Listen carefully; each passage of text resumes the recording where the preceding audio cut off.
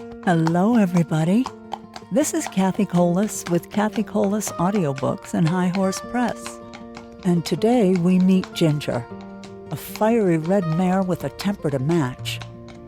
Ginger talks to Black Beauty about her history and tells him, "If I had your upbringing, I might have had as good a temper as you, but now I don't believe I ever shall." It's a sad story, so grab your tissues. Here we go. 7. Ginger. One day, when Ginger and I were standing alone in the shade, we had a great deal of talk. She wanted to know all about my bringing up and breaking in, and I told her. "Well," said she, "if I had your bringing up, maybe I might have had as good a temper as you, but now I don't believe I ever shall." "Why not?" I said. "Because it's been all so different with me," she replied. "I never had any one horse or man that was kind to me, or that I cared to please, for in the first place I was taken from my mother as soon as I was weaned and put with a lot of other young colts. None of them cared for me, and I cared for none of them. There was no kind master like yours to look after me, talk to me, bring me nice things to eat. The man that had care of us never gave me a kind word in my life. I do not mean that he ill-used me, but he didn't care for us one bit further than to see that we had plenty to eat and shelter in the winter. A footpath ran through our field, and very often the great boys passing through would fling stones to make us gallop. I was never hit, but one fine young colt was cut badly in the face, and I should think it would be a scar for life.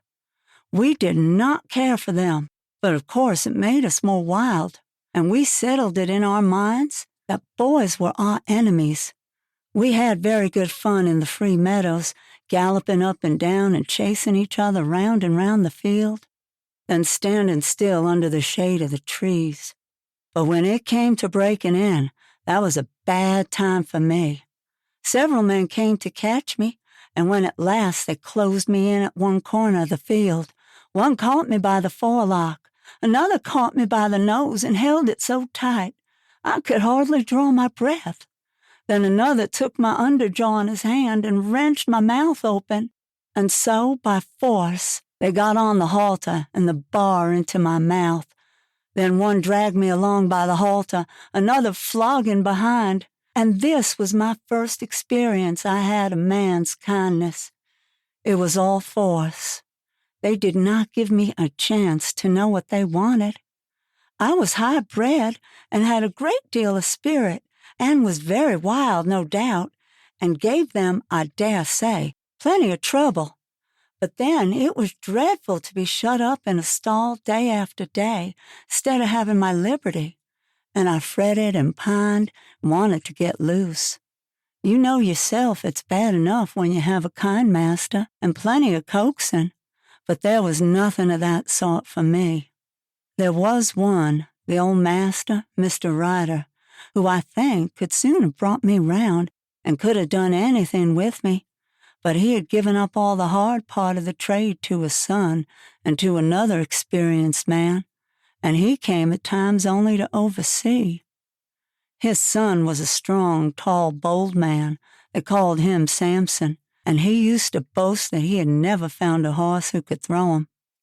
There was no gentleness in him, as there was in his father, but only hardness, a hard voice, a hard eye, a hard hand, and I felt from the first that what he wanted was to wear all the spirit out of me and just make me into a quiet, humble, obedient piece of horseflesh. Horseflesh! Yes, that is all he thought about. And Ginger stamped her foot, as if the very thought of him made her angry. Then she went on. If I did not do exactly what he wanted, he would get put out and make me run round with that long rein in the training field till he tired me out. I think he drank a good deal, and I'm quite sure that the oftener he drank, the worse it was for me. One day he worked me hard in every way he could, and when I laid down I was tired and miserable and angry. It all seemed so hard. The next morning he came for me early, ran me round again for a long time. I scarcely had an hour's rest. When he came again for me with a saddle and bridle and a new kind of bit, I could never quite tell how it came about. He had only just mounted me on the training ground when something I did put him out of temper, and he chucked me hard with the rein. The new bit was very painful, and I reared up suddenly, which angered him still more, and he began to flog me. I felt my whole spirit set against him, and I began to kick and plunge and rear as I had never done before, and we had a regular fight. For a long time he stuck to the saddle and punished me cruelly with his whip and spurs, but my blood was thoroughly up, and I cared for nothing he could do if only I could get him off. At last, after a terrible struggle, I threw him off backward. I heard him fall heavily on the turf, and without looking behind me, I galloped off to the other end of the field. There I turned around and saw my persecutor slowly rising from the ground and going into the stable. I stood under an oak tree and watched, but no one came to catch me. The time went on, and the sun was very hot. The flies swarmed round me and settled on my bleeding flanks, where the spurs had dug in. I felt hungry, for I had not eaten since the early morning, and there was not enough grass in that meadow for a goose to live on. I wanted to lie down and rest, but with the saddle strapped so tightly there was no comfort, and there was not a drop of water to drink. The afternoon wore on, and the sun got low. I saw the other colts led in, and I knew they were having a good feed. At last, just as the sun went down, I saw the old master come out with a sieve in his hand. He was a very fine old gentleman with quite white hair, but his voice was what I should know him by among 1,000. It was not high, not yet low, but full and clear and kind. And when he gave orders, it was so steady and decided that everyone knew, both horses and men, that he expected to be obeyed. He came quietly along now and then, shaking the oats about that he had in the sieve, and speaking cheerfully and gently to me. "Come along, lassie, come along." I stood still and let him come up. He held the oats out to me, and I began to eat without fear. His voice took all my fear away. He stood by, patting and stroking me while I was eating, and seeing the clots of blood on my side, he seemed very vexed. Poor lassie, it was a bad business, a bad business. Then he quietly took the rein and led me to the stable. Just at the door stood Samson. I laid my ears back and snapped at him. "Stand back," said the master, "and keep out of her way. You've done a bad day's work for this filly." He growled out something about a vicious brute. "Hark ye," said the father, "a bad-tempered man will never make a good-tempered horse. You've not learned your trade yet, Samson." Then he led me into my box, took off the saddle and bridle with his own hands, and tied me up. Then he called for a pail of warm water and a sponge, took off his coat, and while the stable-man held the pail, he sponged my sides a good while, so tenderly that I was sure he knew how sore and bruised they were. "Whoa, my pretty one," he said, "stand still, stand still." His very voice did me good, and the bathing was very comfortable. The skin was so broken at the corners of my mouth that I could not eat the hay. The stalks hurt me. He looked closely at it, shook his head, and told the man to fetch a good bran mash and put some meal into it. How good that mash was, and so soft and healing to my mouth. He stood by all the time I was eating, stroking me and talking to the man.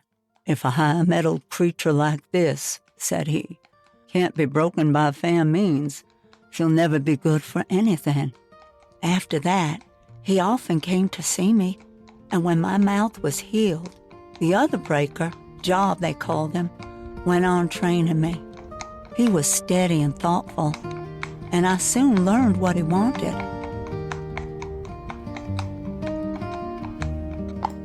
8. Ginger's story continued.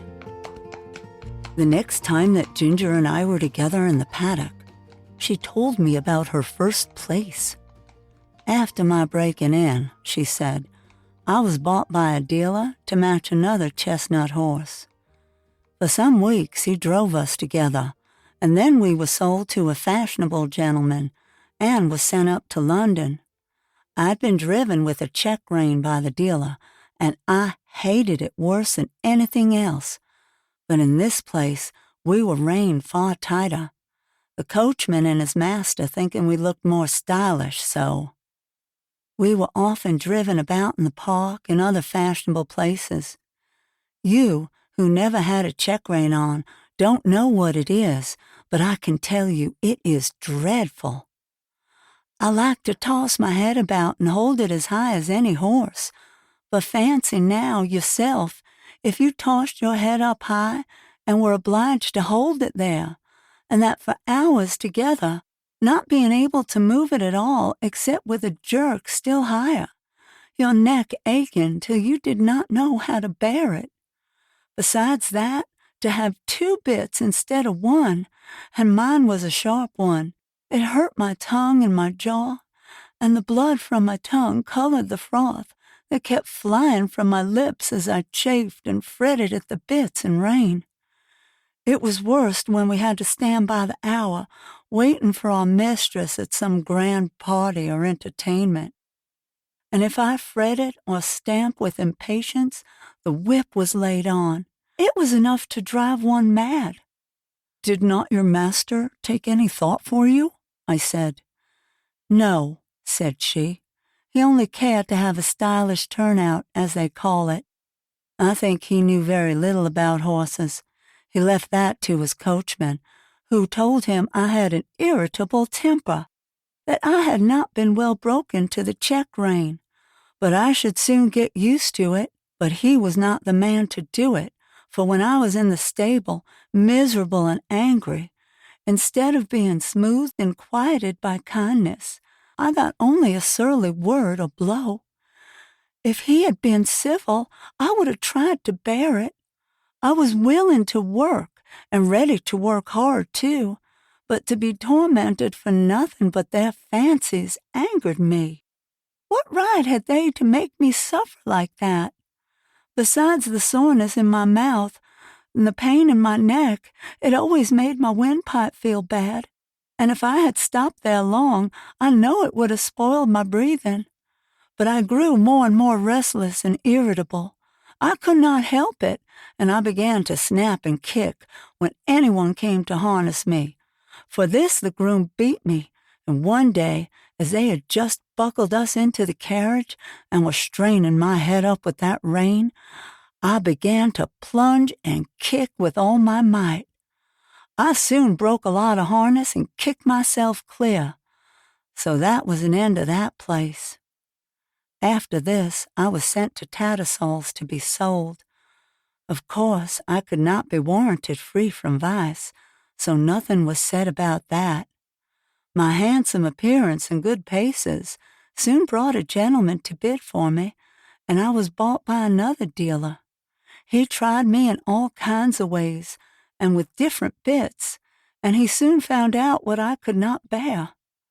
At last, he drove me quite without a check rein, then sold me as a perfectly quiet horse to a gentleman in the country.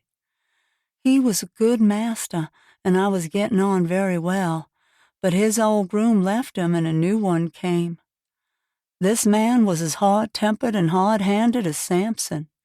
He always spoke in a rough, impatient voice, and if I did not move in the stall the moment he wanted me, he would hit me above the hocks with his stable broom or the fork, whichever might have been in his hand. Everything he did was rough, and I began to hate him. He wanted to make me afraid, but I was too high-mettled for that. And one day, when he had aggravated me more than usual, I bit him, which of course put him in a great rage, and he began to hit me about the head with a riding whip. After that, he never dared to come into my stall again. Either my heels or my teeth were ready for him, and he knew it. I was quite quiet with my master, but of course he listened to what the man said, so I was sold again. The same dealer heard of me and said he thought he knew one place where I should do well. 'Twas a pity, he said. There was such a fine horse should go to the bad for want of a real good chance. And the end of it was that I came here not long before you did, but I had made up my mind that men were my natural enemies and that I must defend myself. Of course, it is very different here, but who knows how long it'll last. I wish I could think about things as you do, but I can't, after all I've gone through. Well, I said, I think it would be a real shame if you were to bite or kick John or James. I don't mean to, she said. While they're good to me, I did bite James once pretty sharp. But John said, try her with kindness. And instead of punishing me as I expected, James came to me with his arm bound up and brought me a bran mash and stroked me. And I have never snapped at him since, and I won't either. I was sorry for Ginger, but of course I knew very little then, and I thought most likely she made the worst of it. However, I found that as the weeks went on, she grew much more gentle and cheerful, and had lost that watchful, defiant look that she had used to turn on any strange person who came near her. And one day James said, I do believe the mare is getting fond of me.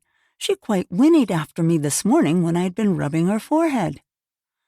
Aye, Jim, 'tis the Birtwick balls, said John. She'll be as good as Black Beauty by and by. Kindness is all the psychic she wants, poor thing. Master noticed the change, too, and one day when he got out of the carriage and came to speak to us, as he often did, he stroked her beautiful neck. Well, my pretty one, well, how do things go with you now? You're a good bit happier than when you came to us, I think. She put her nose up to him in a friendly, trustful way, while he rubbed it gently. We shall make a cure of her, John, he said. Yes, sir, she's wonderfully improved. She's not the same creature that she was. It's the Birtwick balls, sir, said John, laughing. This was a little joke of John's. He used to say that a regular curse of the Birtwick horse balls would cure almost any vicious horse. These balls, he said, were made up of patience and gentleness, firmness and petting, 1 pound of each to be mixed up with half a pint of common sense and given to the horse every day. 9. Merrylegs. Mr. Blomfield, the vicar, had a large family of boys and girls. Sometimes they used to come and play with Miss Jessie and Flora. One of the girls was as old as Miss Jessie. 2 of the boys were older, and there were several little ones. When they came, there was plenty of work for Merrylegs, for nothing pleased them so much as getting on him by turns and riding him all about the orchard and the home paddock. And this they would do by the hour together.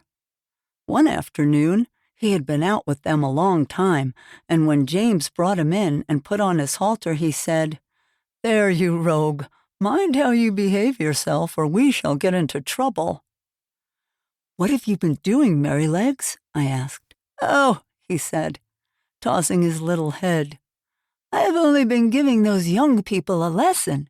They did not know when they had had enough, nor when I had had enough, so I pitched them off backward.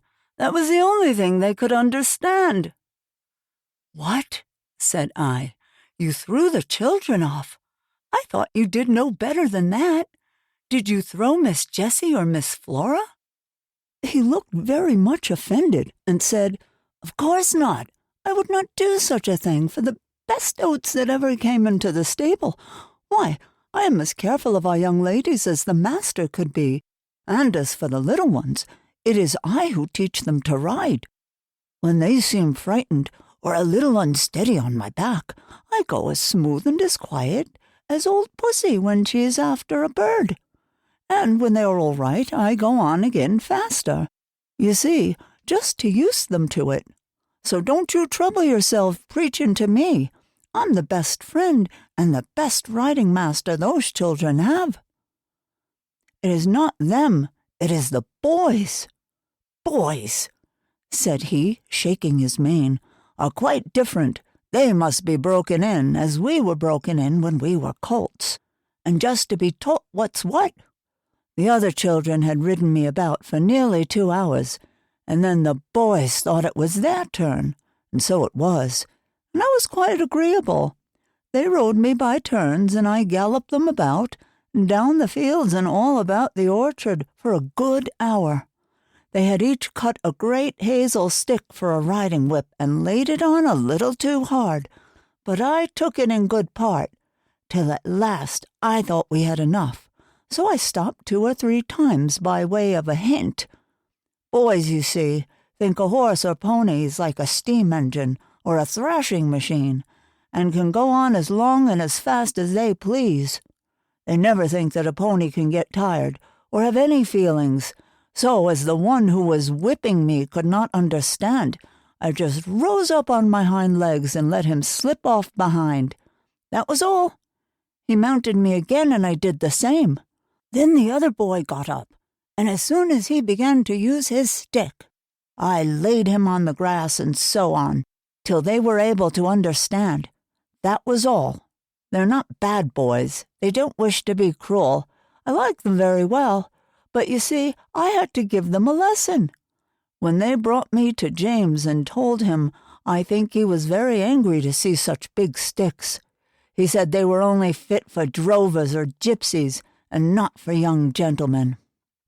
If I'd been you, said Ginger, I'd have given those boys a good kick, and that would have given them a lesson. No doubt you would, said Merrylegs, but then I'm not quite such a fool, begging your pardon, as to anger our master or make James ashamed of me. Besides, those children are under my charge when they are riding. I tell you they are entrusted to me. Why, only the other day I heard our master say to Mrs. Bloomfield, My dear madam, you need not be anxious about the children. My old Merrylegs will take as much care of them as you or I could. I assure you, I would not sell that pony for any money. He is so perfectly good-tempered and trustworthy. And do you think I am such an ungrateful brute as to forget all the kind treatment I have had here for 5 years, and all the trust they place in me, and then turn vicious because a couple of ignorant boys used me badly? No, no. You never had a good place where they were kind to you, and so you don't know, and I am sorry for you. But I can tell you, good places make good horses. I wouldn't vex our people for anything.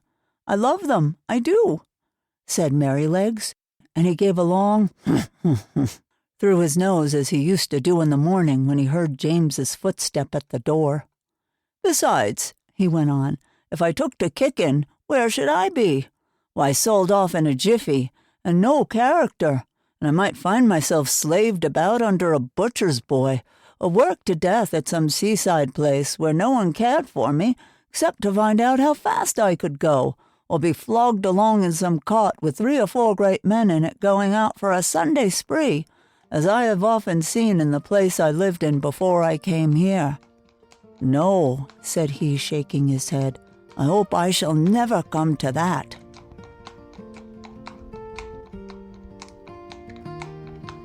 And there you have it.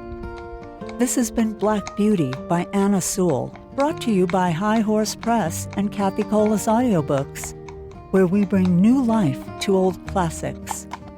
If you enjoyed this episode, make sure to follow this podcast or subscribe wherever you listen, and leave a review to help other listeners discover these timeless stories. Join me next week as Black Beauty's journey continues. As always, thank you for listening.